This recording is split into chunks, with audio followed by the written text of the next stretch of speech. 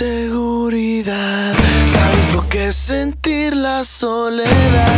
Mi peor error fue haber aceptado mi fealdad, porque ahora ya no tengo donde esconder el miedo, y el miedo sigue vivo, se la vive aquí conmigo. Yo me baso en la apariencia, con placer y sin conciencia, esperando que